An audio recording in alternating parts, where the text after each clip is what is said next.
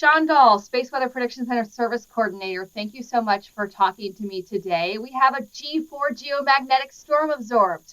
So tell me the buildup to this. What's causing this specific level of a geomagnetic storm? Yeah, thanks for having us on your station here. Great to talk about this stuff because it's important. What happened is last week, later in the week in particular, we had some things called coronal mass ejections, or what we call CME for short. Basically, bursts of solar material, and even more importantly, very strong localized magnetic fields heading out into space with them. We were anticipating arrival here at Earth from these events. They did, in fact, arrive. We spun up to G1 levels Saturday night into the overnight hours on Sunday morning, and then we ramped it up as the CME was stronger than anticipated and went ahead in G3 levels, right in the middle of our 1 through 5 scale, and even G4 here this morning. And do you expect G4 conditions to last a little bit longer, like as nighttime falls here on the East Coast? How strong do you think the geomagnetic storm is going to stay? Well, at this time, our warnings right now that have been extended that relate to that, we've extended the ones for the G1 and the G2 levels until about, I think it's till about 8 o'clock Eastern time or thereabouts. Maybe a little bit longer. I think it's 10 p.m. Eastern time. We've extended the G3 until 8 p.m. Eastern time. So we are not looking for G4 levels of activity anymore, but we do have the G2 watch out now for tomorrow. And that's because the CME passage is still happening as you and I are conversing right now. And it's still very favorably connected to Earth. There's a lot that goes into what that means, but think of two magnets coming together. That's what's happened. They're not repelling like they can do. They're currently connected. So we have still a chance once again tonight for the aurora, but probably more for the northern tier states. So I did see some photos from last night from the panhandle of Texas, even one from, I think, as far south as Talladega County in Alabama.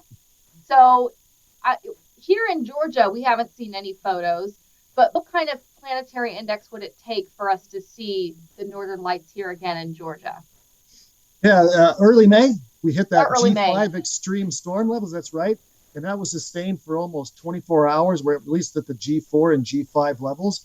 This storm is significantly weaker than that particular event, but still strong enough where people are seeing the aurora. And maybe there's a lot of reasons for that. There's the Perseid meteor shower going on, so people were out looking for that in dark skies.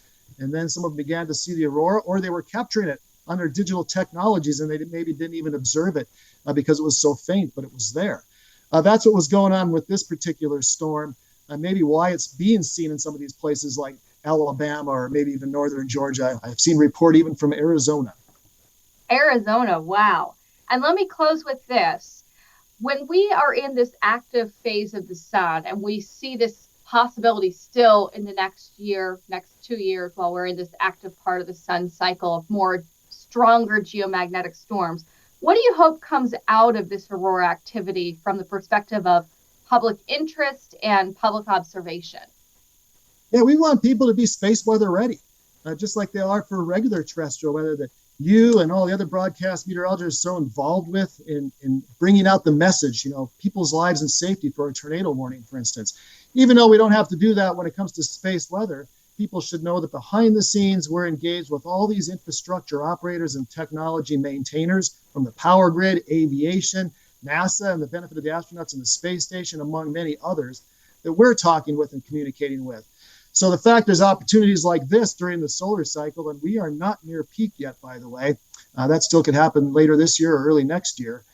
So we've got some years of this yet to come where we could be reaching these levels of activity yet again. So the smarter people can become about space weather, the more ready they'll be when they start hearing about these type of events and what that can mean for them. The bottom line here in Atlanta, we probably shouldn't get our hopes up tonight. It's not going to be that strong, but there's still maybe more opportunity down the road if we get something really big like it may.